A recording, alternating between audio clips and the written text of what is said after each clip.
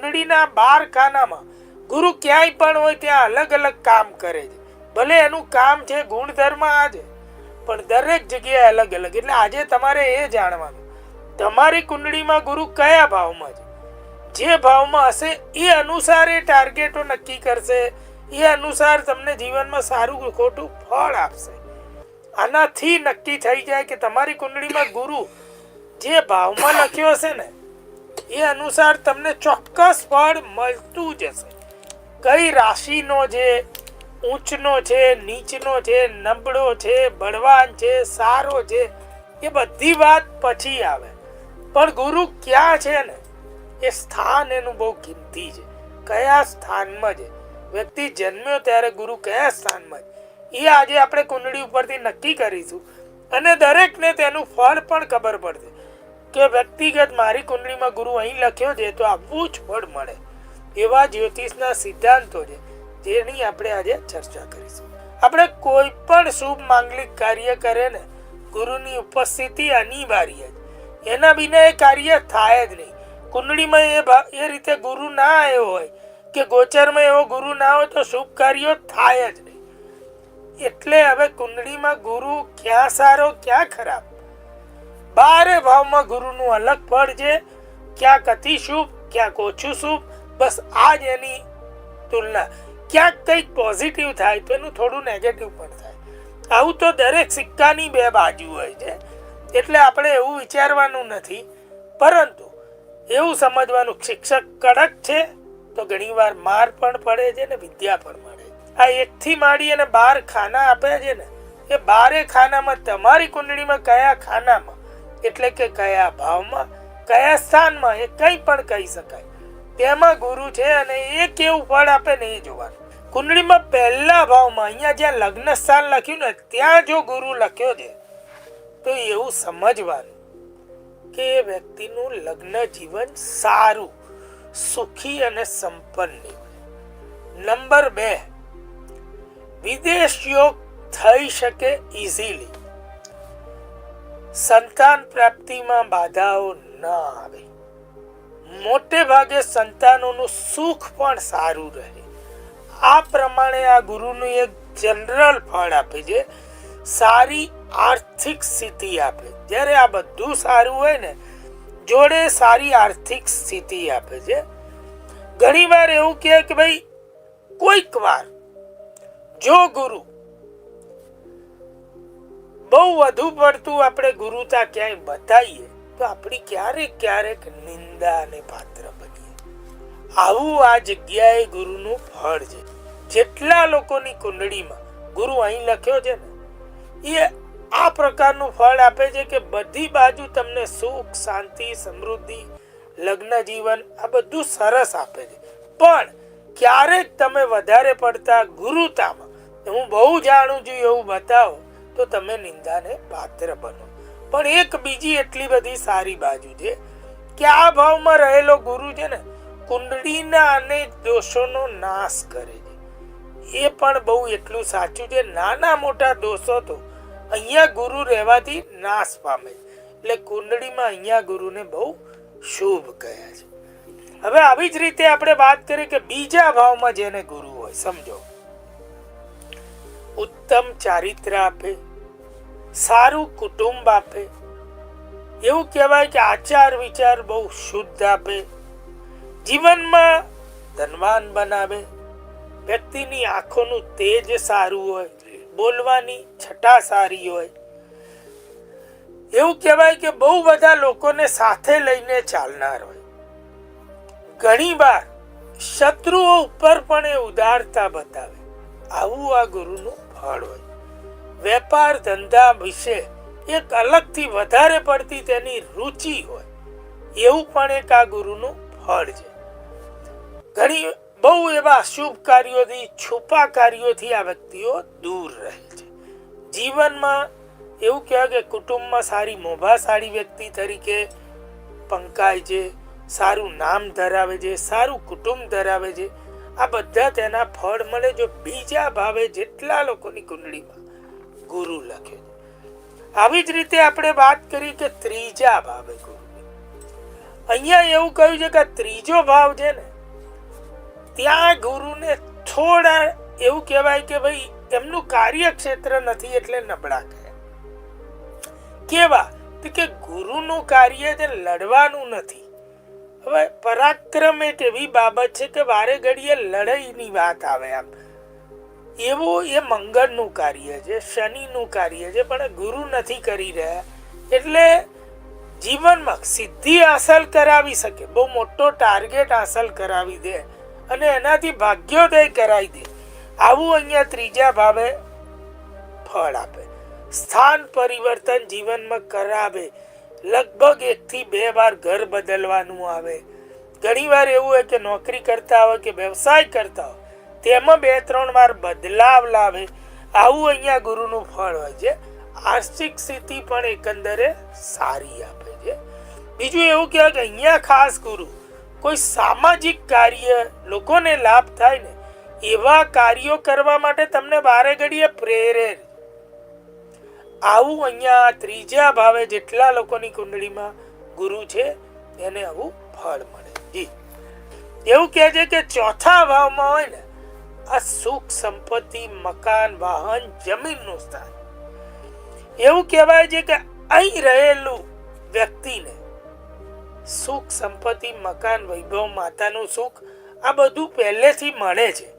એટલે ઘણીવાર એવું બને છે કે તેને એટલી બધી તેની વેલ્યુ હોતી નથી, બહુ ઇઝીલી મળે છે. આગળ જાતે લેવામાં કઠિનાઈ આવે. જીવનમાં બહુ આનંદી અને હસમુખો સ્વભાવ આપે છે. પોતાનું કર્મ કાર્ય વ્યવસાય કંઈ પણ આજીવિકા કરતા હોય તેમાં બુદ્ધિ વિવેક જ્ઞાનનો ઉપયોગ કરીને કરતા હોય. હંમેશા સચ્ચાઈની સાથે કરતા હોય. આવું આ ગુરુનું ફળ હોય છે. બીજું એવું કે ખોટા ખર્ચોથી આ લોકો બહુ દૂર રહે છે. એટલે આ લોકોને જીવનમાં ખોટી આદતોથી તમે દૂર જાણો, ખોટી બાબતોથી દૂર રહેનારા જાણો, કારણ કે ખોટા ખર્ચ કરી જ શકતા નથી. બીજું એવું કહેવાય છે કે અહીંયા ગુરુ હોય ને એને વારે ઘડીએ જીવનમાં અણધારે આકસ્મિક લાભ થતા હોય છે. જીવનમાં બહુ મોટા મિત્રોથી પણ ઘણીવાર લાભ થતા હોય છે. વારસામાં બહુ મોટી જમીન જાગીર મિલકત મળવાના યોગ બને છે. ફરવા માટે પણ એવું કહેવાય કે દેશ વિદેશ કે દુનિયામાં તેને ફરવાના યોગ પણ કહી શકાય તેવા પણ યોગ બને છે જેટલા લોકોને ચોથા ભાવે ગુરુ હોય છે તેના માટે. હવે આવી જ રીતે પાંચમા ભાવની આપણે વાત કરી. સંતાન ભાવ લખ્યું છે, પાંચમો ભાવ છે, બરોબર છે. એટલે અહીંયા જેટલા લોકોની કુંડળીમાં ગુરુ હોય ને સંતાન માટે એવું કહેવાય કે શરૂઆતમાં નાની મોટી અડચણ કે બાધા થાય, રૂકાવટ બાદ સંતાન થાય. આવું જીવનમાં ફળ મળે, પણ એકંદરે ધીમે ધીમે કુટુંબ વિસ્તરતું રહે. હોશિયારી હોય, બહુ સારું જ્ઞાન અને નોલેજ હોય, કારણ કે આ સ્થાન ક્રિએટિવિટીનું એવું જ્ઞાન મળે જેનાથી કંઈક માણસ બનાવી શકે, કંઈક ક્રિએટ કરી શકે. એવો આ પાંચમો ભાવ છે, સર્જનનો ભાવ છે.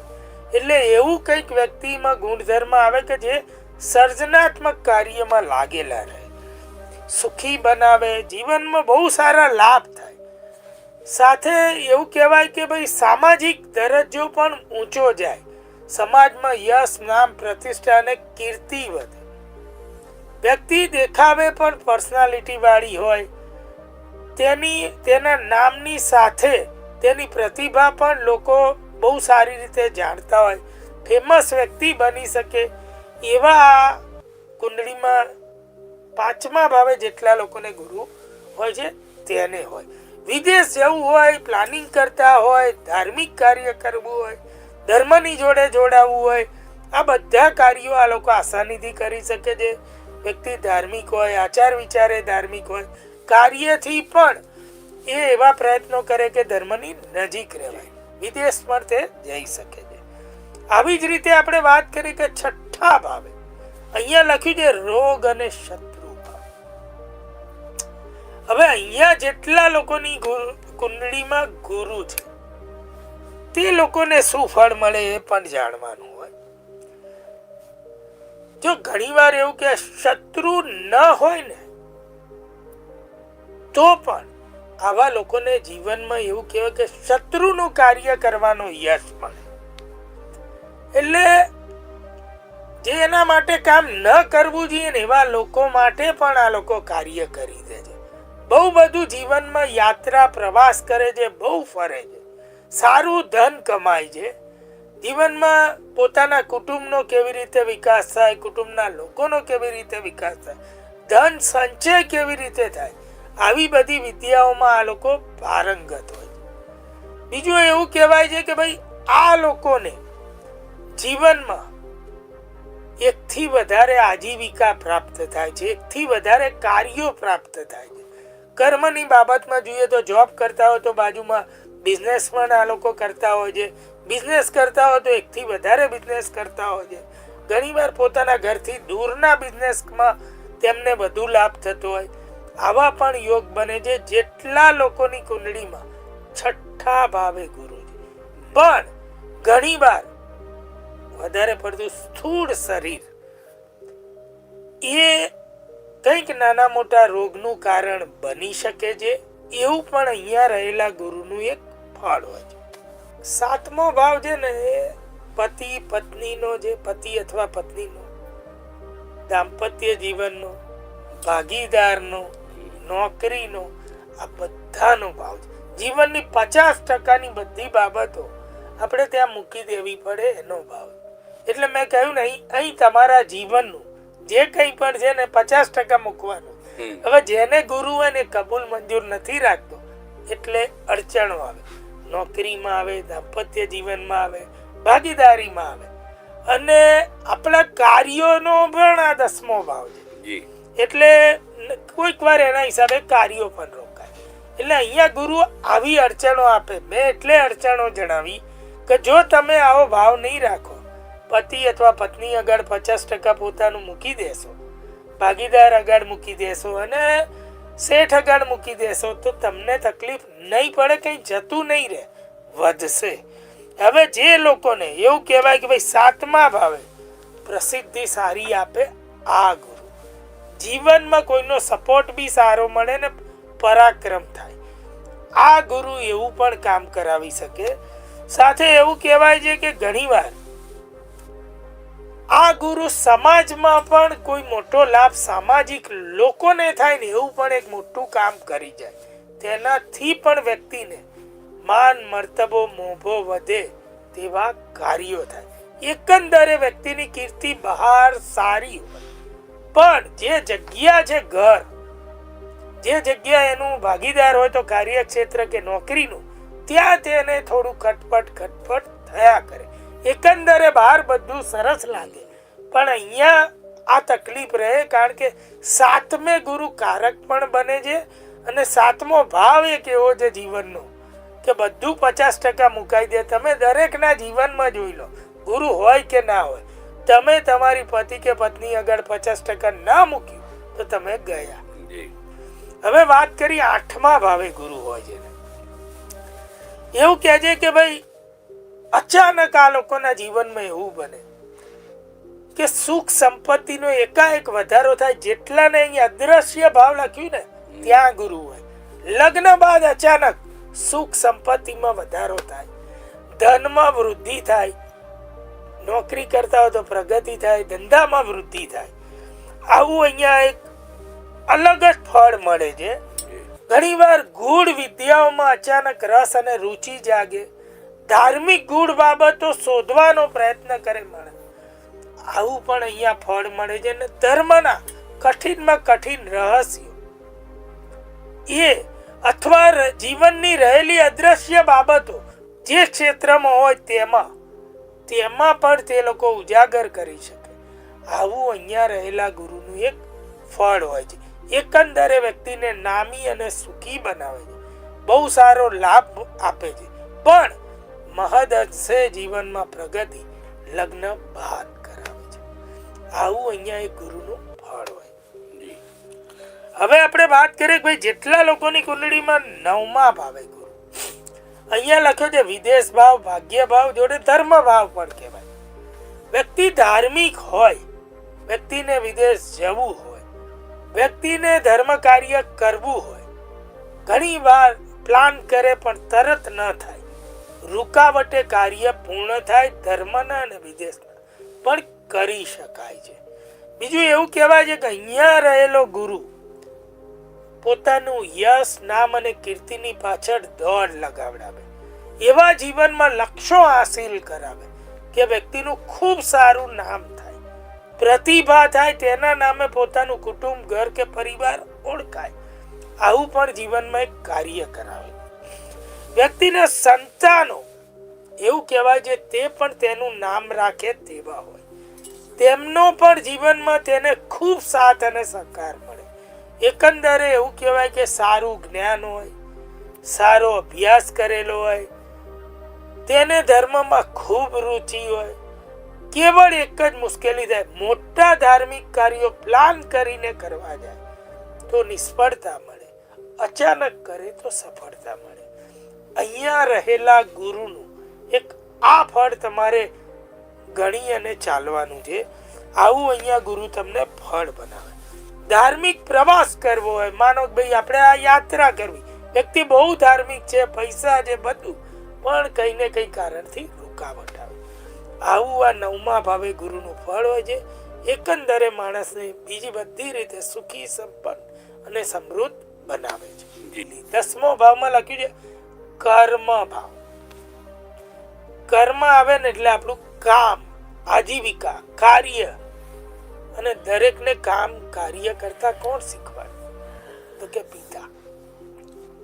એટલે પિતાનો ભાવ છે. જો ગુરુ અહીં હોય તો એવું કે કુળમાં દીપક સમાન હોય. આ લોકોથી કુળ ઓળખાય, કુળમાં એ વ્યક્તિની અલગ છાપ હોય, અને સામાન્ય લાગતો માણસ પણ બહુ મોટો માણસ બની શકે.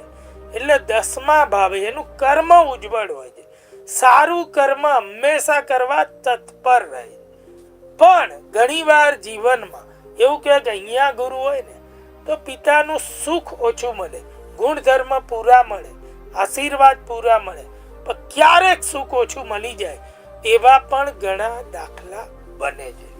એટલે અહીંયા કેવળ આ એક જ બાબત નબળી છે, પિતા તરફથી આજીવિકા મળે, કાર્ય મળે, બધું મળે છે, અને જીવનમાં બહુ બધા વ્યવસાયો કરી શકે, વિદેશ જઈ શકે, નોલેજ હોય, કાર્યોનું નોલેજ હોય, જે કાર્યમાં પડે તેમાં પણ કંઈ ને કંઈ નવું શીખી લે, જાણી લે, સારી પ્રતિષ્ઠા ધરાવે, સુંદર છાપ ધરાવે, ધનવાન, સુખી, સંપન્ન, ગાડી, બંગલા, મોટર, આ બધા સુખ, શાંતિ, સાહેબી, આ બધું મળે છે. અને ગમે તેવા ગૂઢ રોગો હોય ને તેને પણ આ લોકો કાબૂમાં લઈ લે.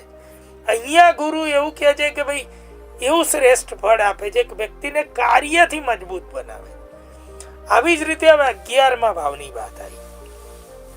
11મા ભાવે અહીં ગુરુઓને સુંદર મોટા લાભ મળે, જીવન મોટા પૈસા મળે, મોટા લાભ મળે, એવા કાર્યો પોતાના નોલેજથી થાય, કંઈ સર્જન થાય, એવા કાર્યો આ વ્યક્તિ કરી શકે અને જીવનમાં મોટા લાભ થઈ શકે.